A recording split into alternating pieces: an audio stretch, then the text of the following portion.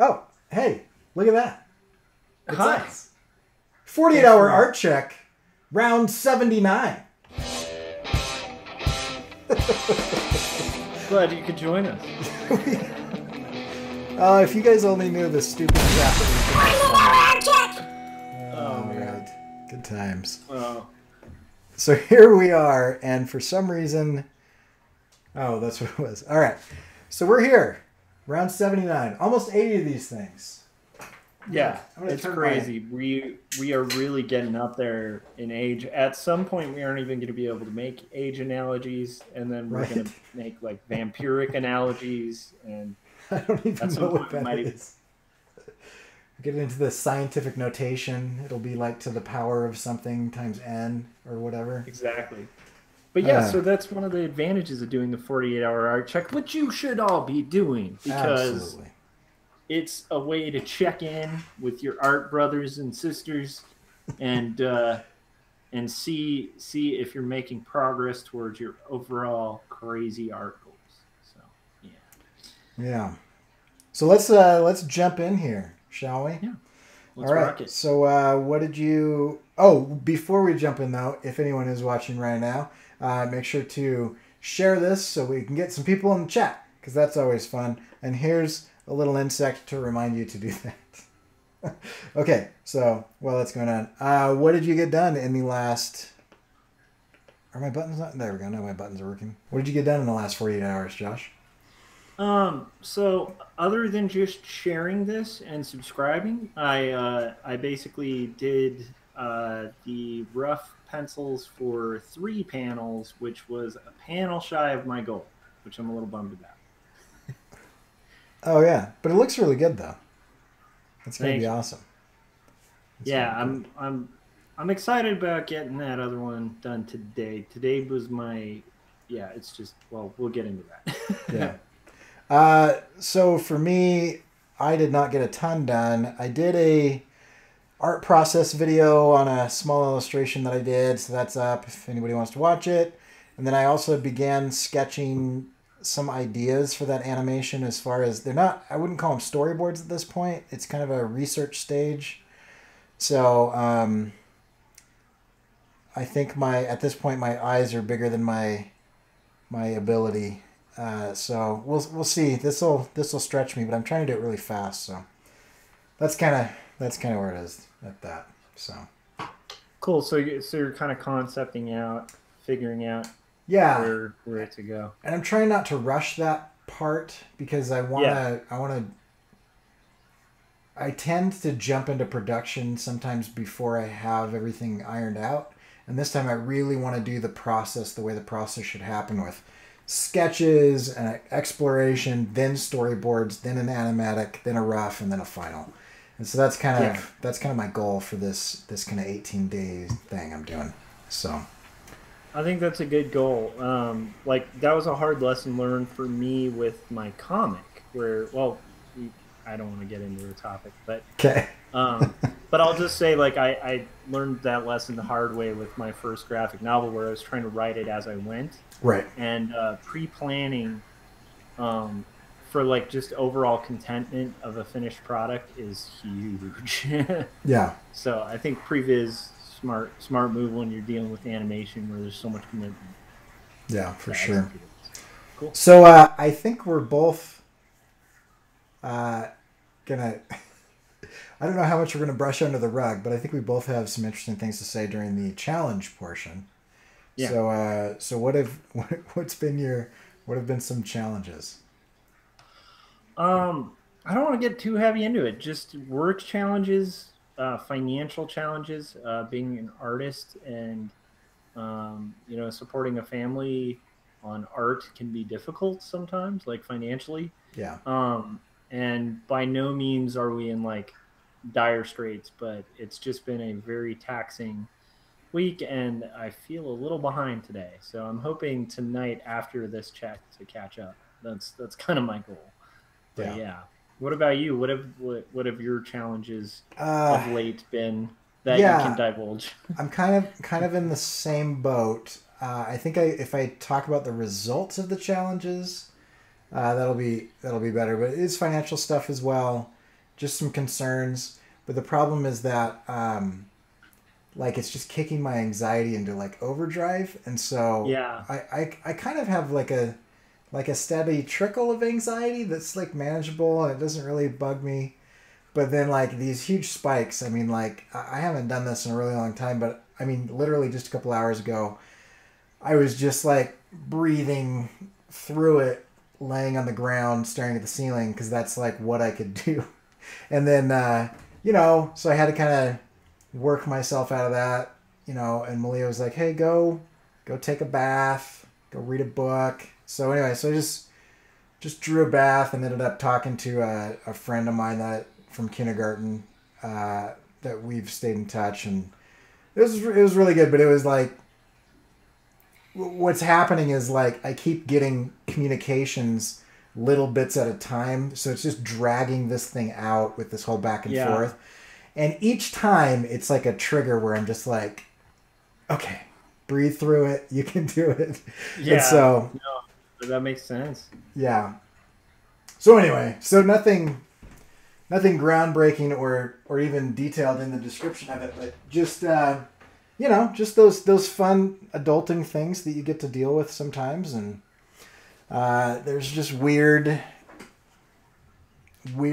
with the way some people view the world. So yeah. Yeah. No, that makes sense. Yeah. So how about plans? What are your plans? Well, okay, so that does tie in a little bit. Like one of my plans is to try to maintain a growth perspective, kind of tying into something we were talking about before. Yeah. Where it's like I catch myself freaking out over things that at the end of the day, like something that's hit home for me is like, I'll be reading like a passage of the Bible where it's about like a military leader or something like that. And I'm realizing like I'm not in charge of like men who are going to die. Right. Like right. I'm not like on a battlefield. My life isn't physically at risk at least at present. And, like that's something to kind of remember, and not just that, but like also just kind of trust the fact that, like my wife and I have been through a million things. This Right. is just another thing. Yeah. But yeah, so that's one of my plans. And then the other is to catch up. So I need to do the panel that I had planned on doing by the art check, which will be the next panel. And then I want to at least rough another panel. So get at least 2 panels roughed, if not 3. But yeah, I need to be making progress on this thing. Because once again, it's like if I keep a fixed viewpoint, progress isn't gonna happen. Right. And so, yeah, so that's something in my plans, I guess. Yeah, that's good. Yeah. I'm gonna steal some of yours because I like your plans. All right. The main thing that I keep is like my mantra right now is that the worst possible situation that could happen with this current thing I'm dealing with is that things are like they are right now, which we're handling. It sucks and it's not great, but like I every time I start freaking myself out, I'm not imagining anything specific. I'm just like, I wish it was different than it is. And so I just keep having to remind myself what you're currently experiencing financially is the worst possible case in this situation, and you're fine. It's not great. We're tightening our belts, and if it continues to play out the way that it will take a couple years, which will not be great, but it's manageable. And so my plan is just to keep reminding myself of the reality of the situation, not of the emotion of the situation, so that I can just say, the reality is actually good. It's not great and it's not ideal, but it's manageable. And then on the other side, these challenges have just been way more emotionally taxing than I should allow them to be, and so I need to get into a space where I'm back into productivity. I mean, the last week and a half, I've drawn one thing. You know, I mean, there's been some travel and there's been some other stuff, but I'm in that post-project slump where I need to kind of get the ball rolling again. And so what I'm doing is I'm doing 18 days straight. I might skip weekends of a minimum of an hour in a day on this animation. And so those kind of, I kind of go back and forth on challenges, but I like the idea of like, you know, a kickstart challenge where I can like get the ball rolling again. And that's kind of why I'm not doing 100 days or even 30 days. I just need to get a couple weeks under my belt of like solid production habit again. Yeah. I think that's a really good call. You know, it's funny. I almost feel like I know we have another topic lined up, but I'm almost thinking maybe our topic should be about the fake sense of security. I actually think the topic will relate, and okay, because I think do it. I think we'll make it relate anyway, even if it doesn't. So I'm reading a book right now. Oh, wait. Podcast intro. Oh, podcast intro. Yes. Okay, good call. All right, podcast intro. I gotta take a deep breath before I do this. 48-hour art check, best of podcast. We go live Monday, Wednesday, Friday, 9 p.m. California time on YouTube, and you can jump into the chat there. We rip the best audio and the best conversations from those, and we put it here in this podcast. What you're listening to tonight is saving a cat versus saving a monkey, which will make more sense in a minute. All right, so I'm reading this book, and it is The Icarus Deception by Seth Godin. Have you read that book? No, not okay. yet. Here's the way that I described it to a friend of mine tonight. The war of art is like a football coach or a drill sergeant screaming at you to work hard. And that is effective, but can be kind of daunting and sometimes feels damning even a little bit. The Icarus Deception by Seth Godin is more like a good friend sitting down with you and agreeing with you and validating you that the cards are stacked against you. The world is not built for creatives.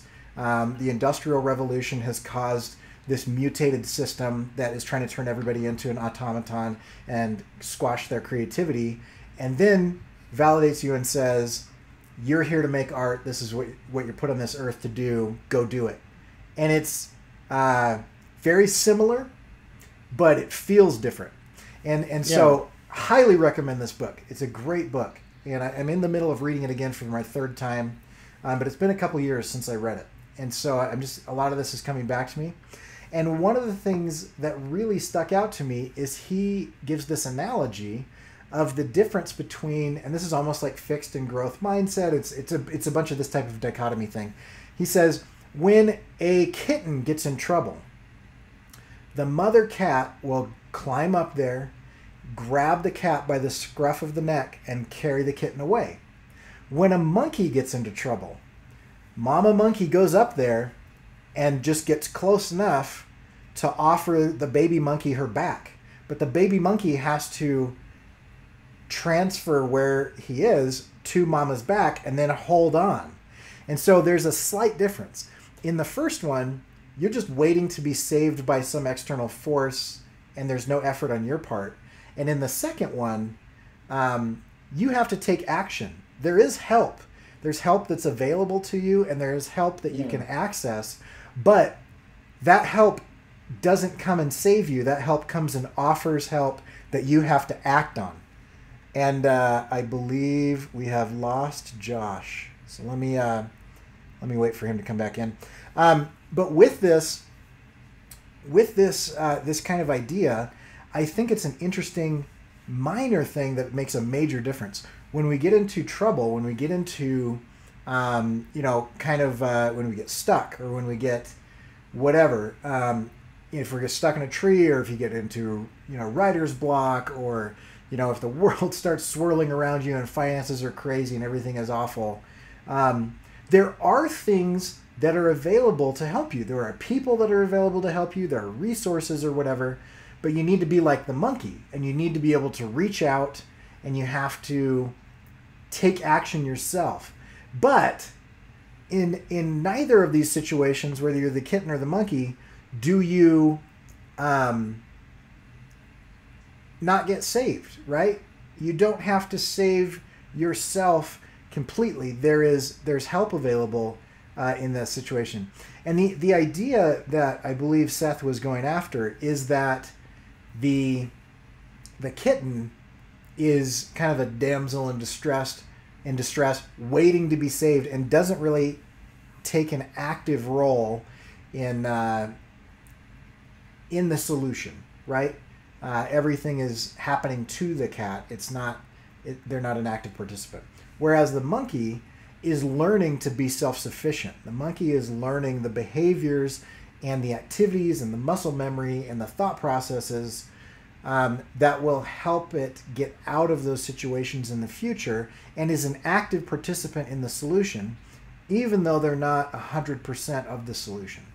And so I relate this to us being artists and writers and actors and those of us trying to live a creative life and express ourselves, in that we are going to run into situations where we get stuck and it feels daunting and the world is spiraling out of control, and putting pen to paper seems like the most ridiculously difficult thing that you can imagine.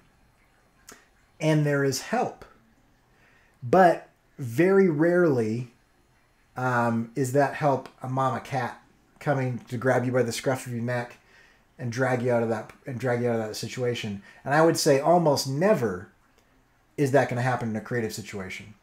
But almost always there's a mama monkey in there that is going to, whether that be a podcast or a good friend or a mentor or an art check buddy or something like that, that can offer you kind of their back.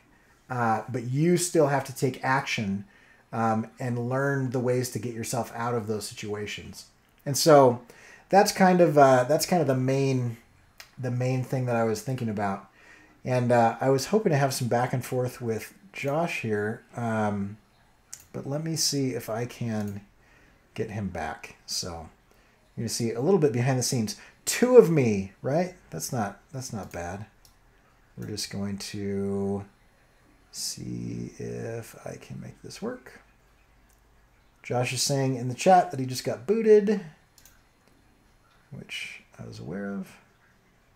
So can we get it back? Let's see.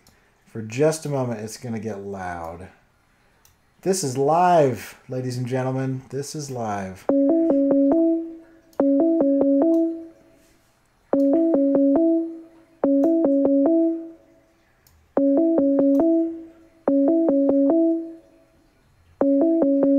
Yeah, he's Alpha Proto. He is in the chat. And he's back.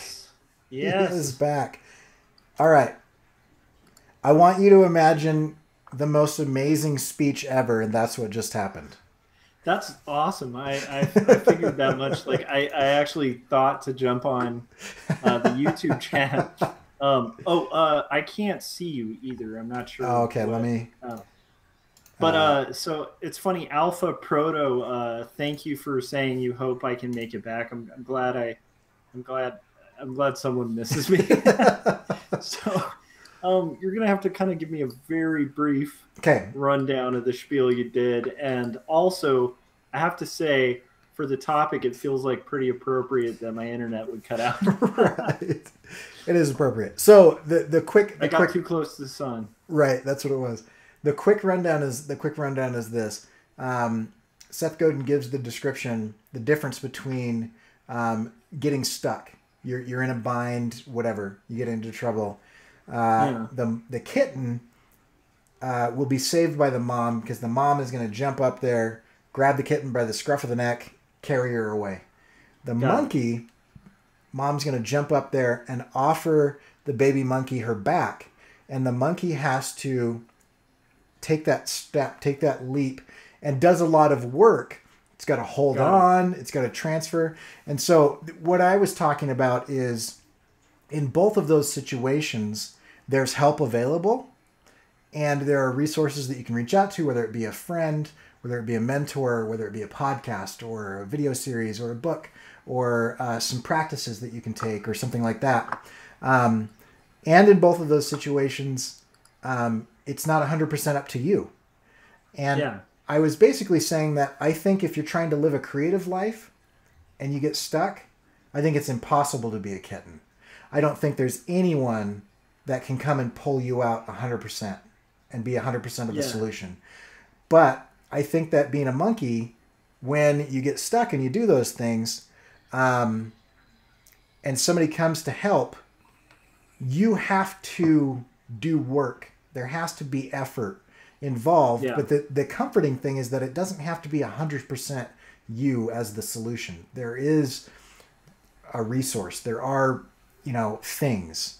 And so that was kind of the rant. And it was, I thought it was kind of applicable based on the fact that when you and I are experiencing different things in similar realms, it feels like when I'm in the middle of that anxiety storm and my brain is not being logical, it feels like I'm alone. It feels like there's nothing I can do.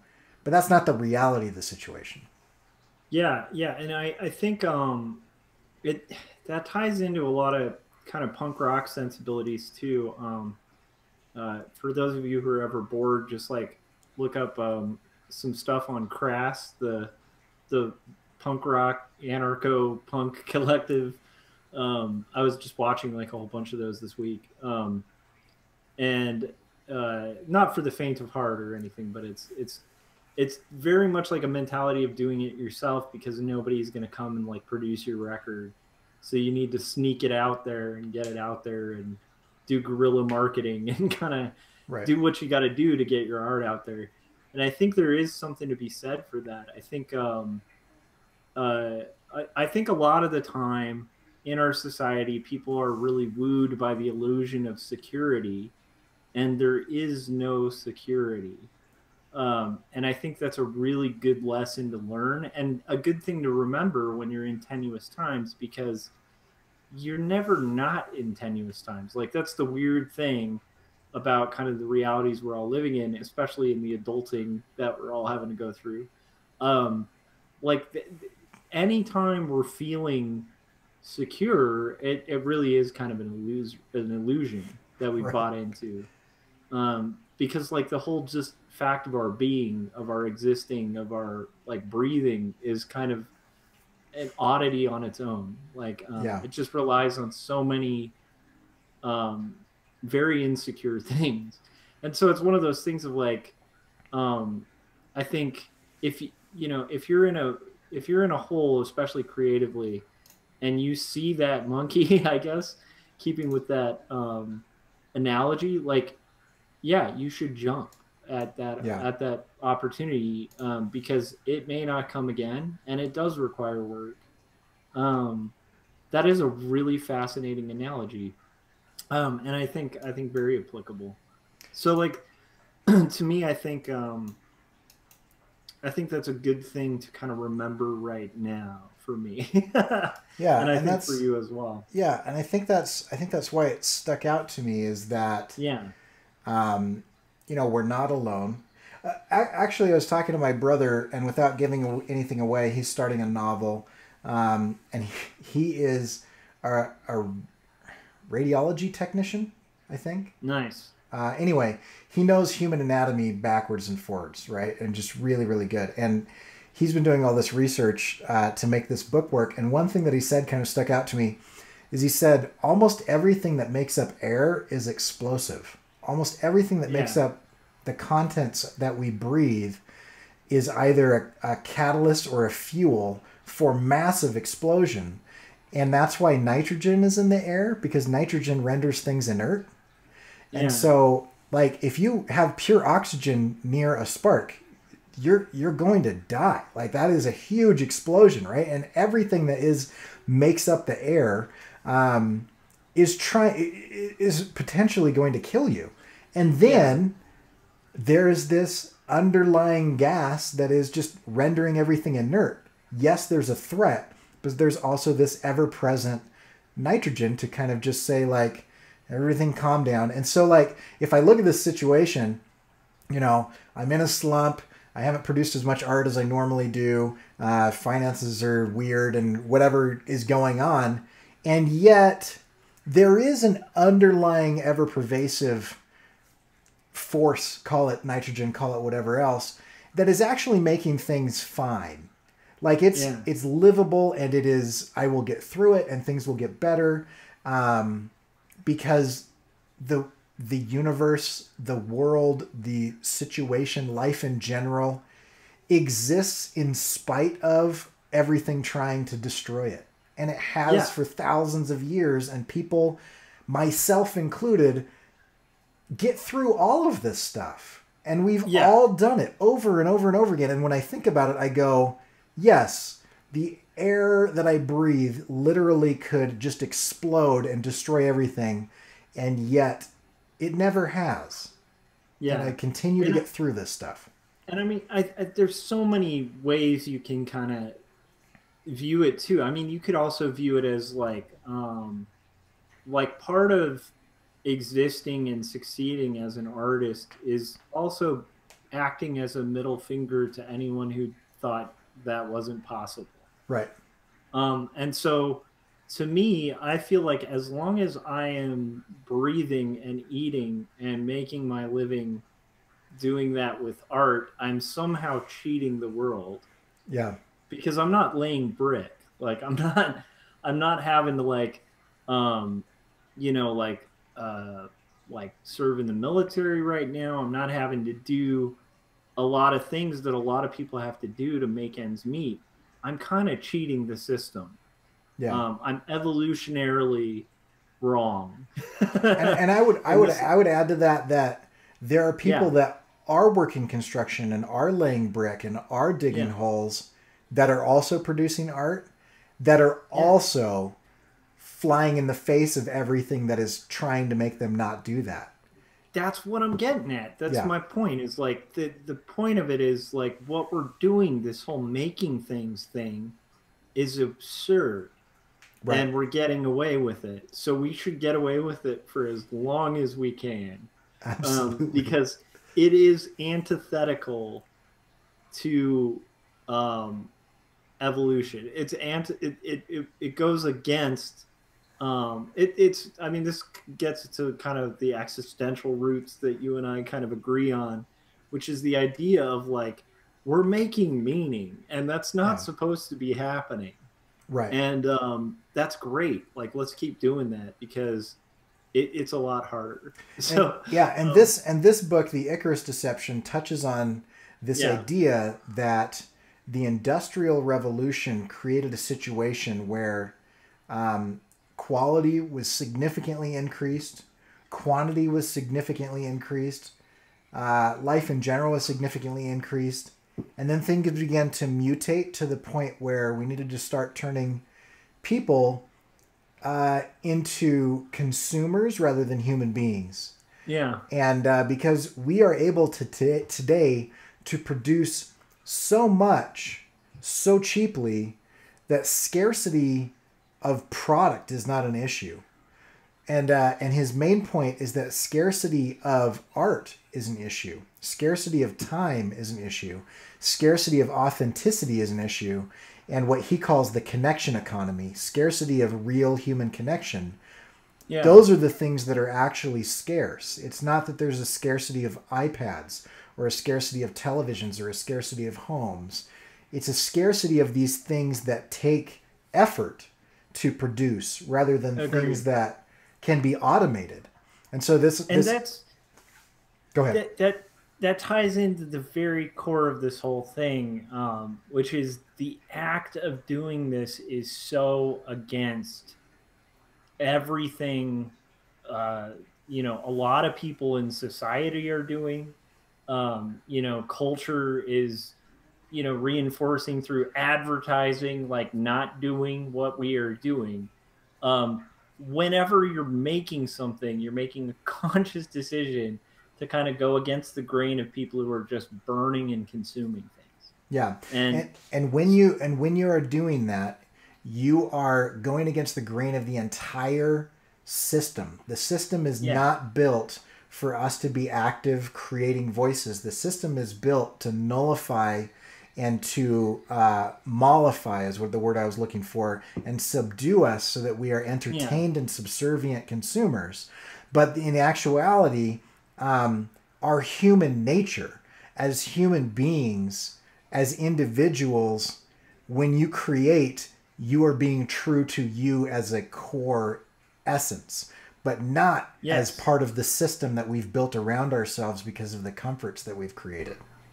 Which is what art has always done. Art has always had this beautiful way of basically saying we're not part of the system.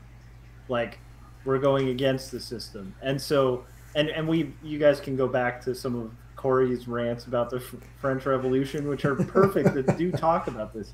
But Scott in the chats, I'd rather be drawing on YouTube, said he wants to make art give the middle finger.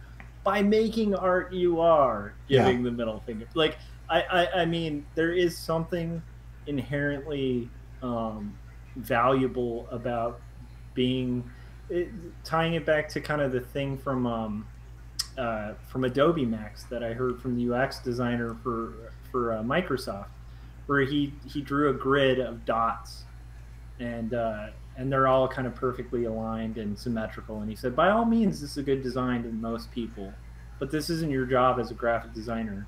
And then he had animated the blue dot kind of banging against the other dots and causing all this kind of tension in the grid. And he was like, "That's what we need to be is the blue dot. Basically, you need to be that outlier who's kind of shaking the grid, because the grid is robotic culture. That's where we're kind of headed. And as designers, like the one way for us to kind of stand out as artists is to kind of go against that. So I Yeah. think if not anything, a reason to kind of hang in there with creating is just that, is just to kind of prove that it's possible. Yeah. So And I want to bring this all back around to the cat and the monkey, and pitch for doing an art check with someone if you're not doing that. And I know several people in the chat are doing it currently, and it's awesome. Let me say this: I'm not exaggerating, and I'm not trying to be melodramatic. That an hour before I went live, I was. No, 2 hours before I went live, I was laying on the ground staring at the ceiling, focusing on my breathing because of how stressed out and anxious I was. And I chatted with a friend online, and now I'm doing an art check with another friend. And both of those things were things that I had to actively reach out to do. And I feel great now. Like I yeah, feel me too. really good, and I can't emphasize enough. There's nothing that Josh has said or done that is magic or that is even that deep or revolutionary. But ultimately, for me, just knowing that I'm not alone and that this is some regularity. This is something Josh and I do every 2 days. It's some regularity. The world is going to keep spinning. The world is going to keep going. And here's another person that is working just as hard as I am to try to create in the face of things, and it makes me feel like I'm not alone. And I know that Yeah, it sounds weird, and I almost feel a little bit vulnerable saying that, but there's some real deep kind of human core value to doing a 48-hour art check, mainly just because you need that connection with other people that are in yeah, the same boat. yeah. It's um, like the monkey thing. It's like we're not alone in this battle against what, like, if I'm a giant corporation and I want you to buy my products, I probably want you to think you're alone on the battle if you're Right. trying to make a competing product. No, no, no. You just buy. You work, you buy, Right. and then you'll buy perfection at some point and happiness. And that's, but I think that to do what we're all doing, you need that support base. I'm stoked. Like, I get pumped from doing the art check. I get pumped looking at the chats and seeing Scott, like, you know, um, like holding the line. and Yeah. kind of doing the same thing, because I know he's creating too. It's like this is a community, and it's a good community, and it's good to have that check um, to keep you going too, because this is not a short term project. This whole making art thing, Yeah. that's the thing, Absolutely. So yeah, cool. So That's if actually, sorry, go ahead. yeah. I'm surprised because I was in such a crappy mood when we started. Right. I mean, I feel great now. I mean, I was listening Yeah. to some pretty fast and hard rap, which also helps. Nice. But anyway, but yeah, I want to say this. So if you, because we usually cut this part out of the podcast, but we'll leave this part in. We'll probably cut out the middle part where there's a bunch of dead air as we're trying to figure out what's going on. But if you are even remotely close to considering trying to live a creative life, really consider doing an art check. And the three things that you do are you're gonna do every other day or once a week or whatever it is, but it's got to be scheduled and regimented. And what you want to do is find somebody else. They don't have to do the same thing that you do, but somebody else who's trying to make stuff or be something, and you check in with them. And what have you done in the last 48 hours? What was hard about that, and how did you overcome it? And what are your plans for the next 48 hours? If you hit those three things and you do that on a schedule, I cannot express to you enough how much that will drastically impact your production and your mentality and your emotional state. Yeah. Super good. Super good. So do it if you haven't. And you can find Josh's stuff by going to quarterlystories.com. Check out his comic where he talks about faith and mental illness. He's going through a really interesting story about his childhood with little Josh, I like to call him. And then you can check out my stuff at corykerr.com. And I've got a new video up talking about my kind of quick illustration process that I do in Autodesk Sketchbook. That is up on YouTube, and so you can check that out. And make sure you subscribe to Josh's channel, which you are currently on, and hit that bell so you get notified. Subscribe to my channel. And as always, you can check out the podcast at corykerr.com/48hr. And we would love any 5-star reviews that you guys could give us, because that just helps spread the word and gets this out there and gets more people making and doing stuff. You guys rock. Sure. Thanks for jumping into the chat, and we'll see you in a couple days. Bye.